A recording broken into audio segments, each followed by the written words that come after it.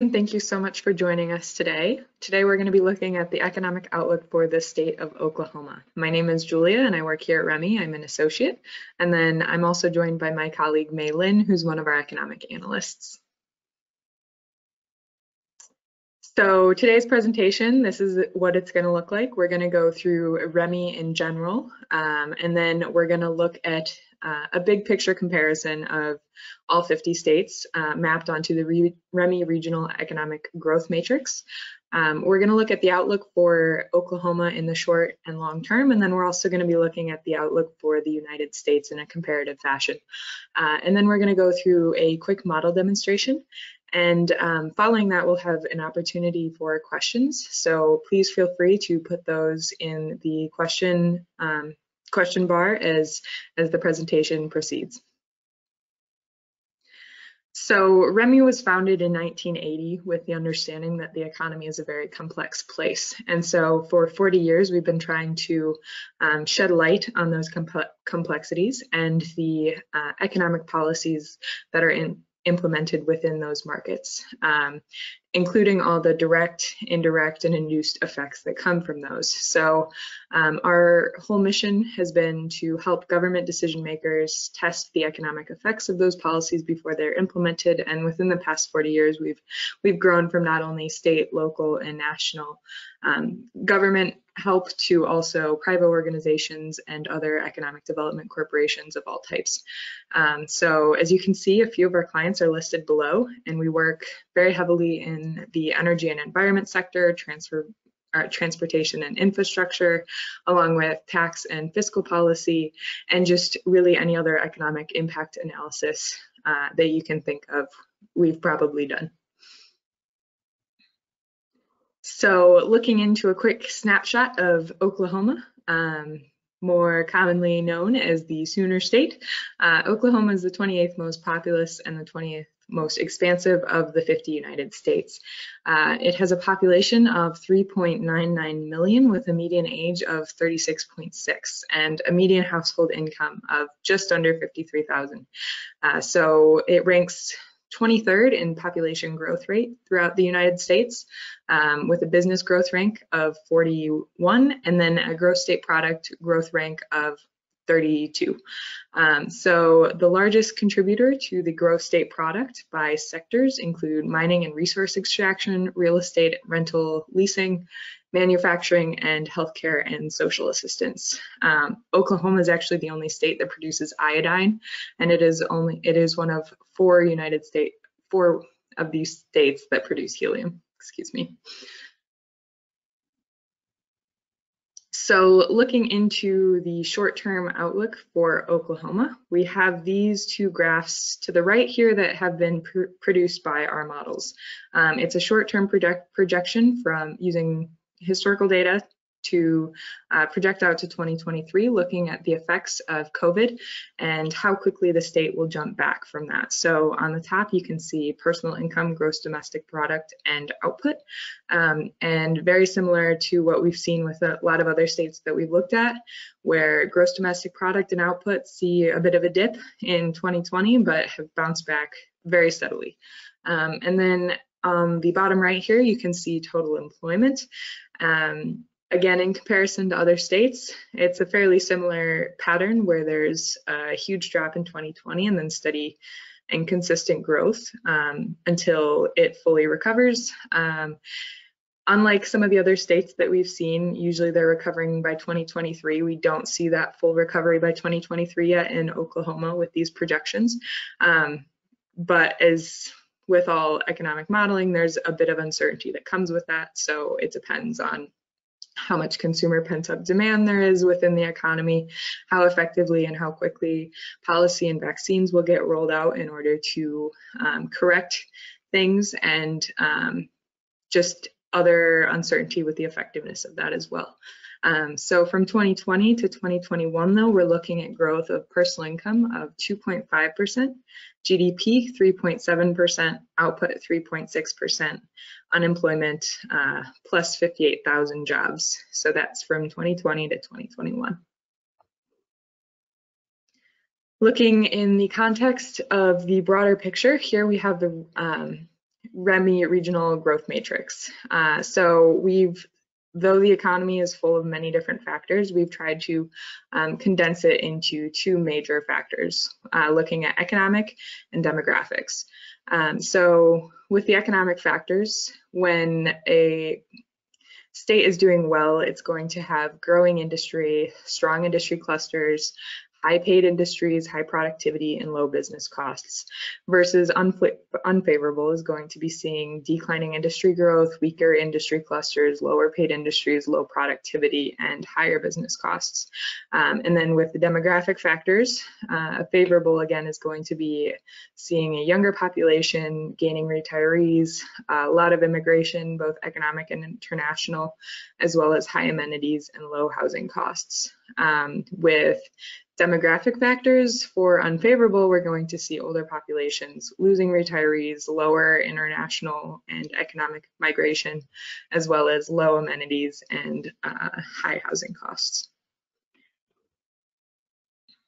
So here we have it in a bit more of a visual format, with employment graphed on the y-axis and then population graphed on the x-axis. Up in the upper right-hand corner, you're going to see growth economies. These are going to be favorable in both employment factors and population growth. And then on the opposite side of that, you have transitional economies that are going to see unfavorable employment and unfavorable population growth, relatively speaking, to the rest of the United States. Renaissance economies are a combination of that. So for some reason, there's growing and strong industry, often fueled by well-established industries transforming into more growth type industries, but still sort of unfavorable population growth due to certain environmental factors or policy factors or other things of that nature. And then on the opposite side of that, you're going to see lifestyle economies, which aren't seeing great economic growth or employment, but they are seeing high population growth for things such as environment or just people wanting to migrate to those economies for some reason other than the employment. Here we have the regional growth matrix. So this is comparing all 50 states and DC to the United States average. So that United States average is going to be that 0, 0 point on the graph. And these are all looking at the projections from 2021 to 2022. So you'll see the US average is 1.9% employment growth and a population growth of 0.7%. And Oklahoma is actually going to fall into our Renaissance economies. So as you can see, we've plotted the difference from the US average to the state. So Oklahoma is seeing a 0.2% higher employment growth than the United States average, but a 0.4% lower population growth than the United States average. So that's putting that in the upper left-hand sector. The data sources that we've used for our forecasts and within our models are many. So our standard national controls are the Bureau of Labor Statistics forecast data, and that's updated every year. We've also been using the monthly data from various sources, especially with the uncertainty that's resulted from the pandemic and the ever-changing environment that has brought. So our economic forecast update for March 2021 has been historical data from the Bureau of Economic Analysis, also research and seminar in quantitative economics forecast from the University of Michigan, the economic outlook from the CBO as well. And these three include a $1.6 trillion stimulus, additional vaccination, and additional consumer spending. You'll notice that stimulus is not exactly what was passed through the House and the Senate. That's because these updates and forecasts were done before that passage of that law. So these, again, it's not going to be the exact same just because this was a conservative estimate that was done, but it will work very well for our purposes. Now we're going to look into the national outlook in the short term. So again, you'll see the similar setup with these graphs. We have gross domestic product, output, and personal income up on top in the right there. And you'll see a very similar pattern of a small dip in 2020 and then a pretty quick recovery in those fronts and very little impact to personal income. And then you're also going to be looking at total employment on the bottom. And here you'll see it's a bit different than the Oklahoma graph that we saw, where full employment is expected by 2023 and almost completely back by 2022. So the growth we're expecting for the short term in the United States is looking at personal income of 2.9%, GDP 4.4%, output 4.4%, and plus 7 million jobs. Looking into the long term for the United States, here we see very, very consistent growth. These are projected out from 2021 to 2059, 2060. And that is the difference with the REMI model, is you're going to get a dynamic projection out into the future using data that has been gotten throughout the years. And so we're seeing growth in gross domestic product, output, and personal income, as well as total employment, with an average growth per year expected of personal income at 1.9%, GDP 1.8%, output 1.9%, and total employment plus around 1 million jobs. Looking into the regional outlook for Oklahoma now, we're going to be looking first at employment by industry. So this is looking at the industries with the largest employment growth rates projected in 2021. Again, this graph is generated by our model using the data that we have inputted into it. And you'll see on the right here that the industries with the fastest growing job growth are going to be educational services, wholesale trade, healthcare and social assistance, other services, and transportation and warehousing. That green part of the graph right there is going to be job growth in all other industries for 2020 to 2021. But again, in those fastest growing industries, we're expecting job growth of around 23.5 thousand jobs. Here we have industries with the highest average annual compensation rate. You'll see utilities, manufacturing, information, management of companies and enterprises, and wholesale trade. It looks like utilities and information and management of companies and enterprises stayed pretty consistent even throughout the pandemic, but manufacturing and wholesale trade definitely took a bit of a hit, but again, recovering very, very quickly. Here we have a population pyramid projection for Oklahoma for the year 2021. Again, our model takes into account demographic factors, so we can look at data like this, not only economic data. And here we have a population pyramid that's very near stationary. It's kind of on the edge of expansive or stationary. So what that expansive means is that the population is actually going to be growing. The cohort that is coming in is going to be larger than the cohorts ahead of it that are aging ahead of it. Stationary is going to be, again, kind of a stagnant population where the cohort that is coming in is going to be the same as the cohort coming out. So again, very near to stationary versus expansive, but looks a bit on the edge of expansive. Here we have population components, again, in the short term. So with a starting population of 3.96 million people, add on 51,000 deaths and births, and subtract 40,000 deaths, net retired migrants, and then you have net economic migrants as well, net international migrants, and net special populations for an ending population of 3.964 million people.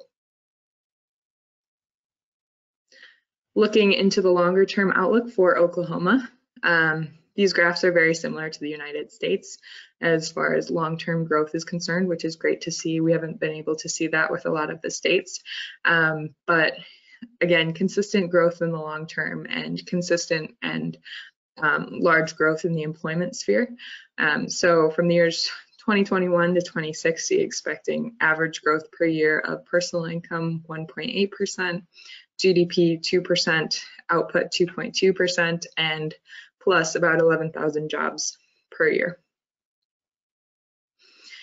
Looking again, similar format, but now looking into the long term. So long-term growth in the fastest growing industries.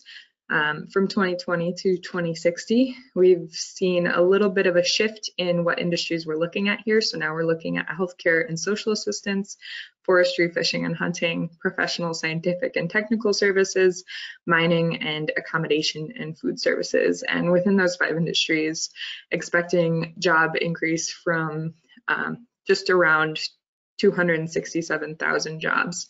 And then you're going to see all other industries again in green, seeing a job growth of 126,000. Here we have long-term employment by industry, but also again looking at highest paid industries this time. There's a bit more time to see some more growth here. We have utilities, wholesale trade, information, mining, and manufacturing. A little bit of a switch around here. I believe wholesale trade wasn't in the last one, but we're going to see utilities staying very consistent, information decreasing actually, and then wholesale trade again staying pretty consistent, but mining growing very, very much so in the next 40 years, and then manufacturing also kind of decreasing. Here we have a graphic generated by the model as well. This is population projections from the year 2021 to 2060, and you're seeing the change within the population as the time continues on. So here we're seeing more of a constrictive population pyramid versus the expansive population pyramid that we saw for 2021. So what this means is that the population is shrinking. And so the generations that are coming into existence are going to be smaller than the generations that are aging ahead of it. Here we have longer term population components as well. So looking at a starting population again of 3.96 million people, births up to add on about 200 or 2 million, and then subtract 1.8 million net retired migrants, plus net economic migrants, plus net national migrants, and then minus net special populations for an ending population of 4.46 million people. So now I'm going to pass the presentation on to May, who's going to give us a quick model demonstration of PI+. Thank you, Julia. In the model demonstration part, we will run the scenario of an optimistic outlook. We have seen the national baseline quarterly of the RSQE, CBO, and BEA, where the total employment slowly comes back, accompanied by a steady growth. But as Juliet mentioned, there will be a lot of uncertainty, including large pent-up consumer demand, support of vaccine and stimulus checks. Though it's difficult to quantify all these impacts, we would like to try a little experiment inspired by Janet Yellen, who predicted that the economy could be back to full employment by the end of this year, 2021. We wanted to test what growth we will have to see in the economy to make that happen. And after testing, we imported a macroeconomic update increasing the GDP growth rate by 2%. So now let's see how the employment changes both on the national level and the state level. Here on the left, there is total employment in the US, and on the right in Oklahoma, with the blue lines representing our baseline forecast and the orange lines representing the forecast where growth in every component of GDP has been increased by 2%. So if consumption grew by 0.5% from year to year, now it grows at 2.5%. With that, the US gets back to normal by this year and begins to exceed its previous employment in 2022 and 2023. Oklahoma is having a very similar recovery trend, but please bear in mind that a 2% increase in the components of GDP is very optimistic. So only if the vaccine rollout continues smoothly or ahead of schedule, and if consumer confidence really picks up, we might see something approaching this. Now we're going to show up the model and explore more about job increase from the baseline forecast to the optimistic outlook.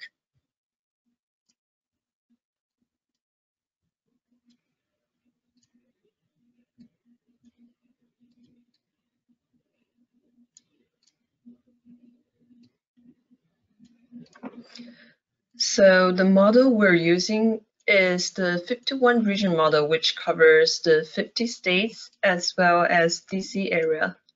We're looking at the home screen of REMI PI Plus model.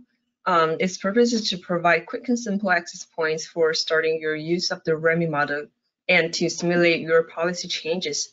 By clicking on the appropriate tile, you're able to start creating any one of the 4 types of forecast available in PI Plus. There are regional simulation, national simulations, regional controls, and national controls. If you're interested in exploring REMI's default control forecast that form the basis of the model, you can dig directly into the data by clicking on the regional forecast or national forecast tiles. We can do regional forecast this time. The selected forecast will be open and it shows only the results section. Some specific tables, maps, and data visualizations will be specially chosen to display REMI's baseline forecast and provide informative profiles of the national or regional economies. For the short-term and long-term outlooks, we use national control to import the March update. This time we're doing it again, but instead of the baseline update in the macroeconomic values,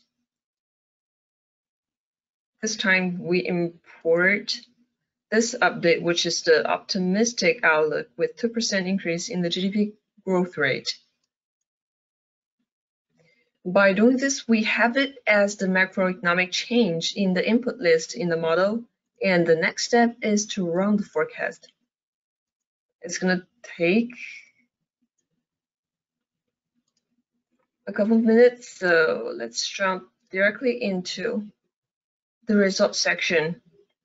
After importing the GDP growth update, as a result, we have these lines representing the lower lines representing the regional control for the baseline, and the upper line is for the optimistic outlook.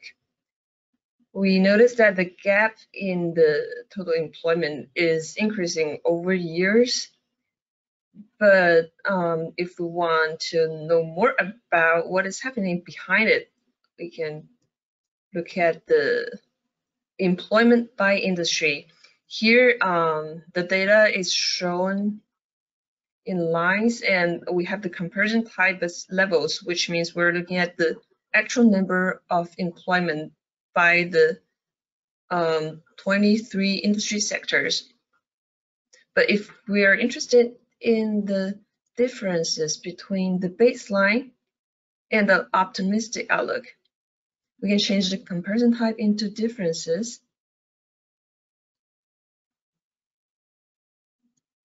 After zooming in, we can see that the top industries are state and local government, healthcare, and social assistance, as well as manufacturing.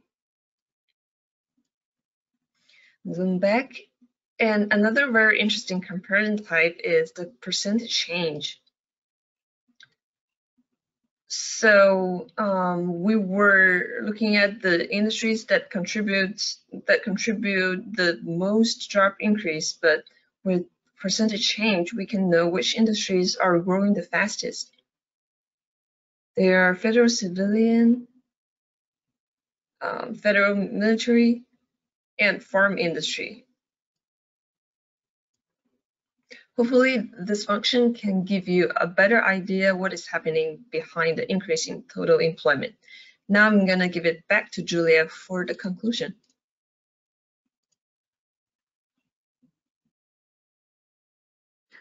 Thank you, May. So as we discussed earlier, economic forecasts are a very difficult thing. We've seen a lot of unprecedented things in the last year with the outbreak of COVID-19 and the worldwide pandemic. We've seen the election of a new president recently within the past couple of months, and a lot of new policy coming in as a result of that. And then we're also looking at a lot of general uncertainty within the economy as a whole. And so REMI is here to help with all of that. Our macro modeling is used to clarify very complex situations and shed light on things that we haven't been able to understand before. It allows you to calculate a quantitative narrative based on policy that you would like to implement, and really understand the costs and benefits to that policy. And then it helps you to communicate those costs and benefits in a simple and readable way. So our simulations allow you to look at policies of all shapes and sizes to really understand what is going to be best within your economy and your market. And we do that by answering the what if scenarios that you may have. And our dynamic results are going to give you the most robust results that are possible today.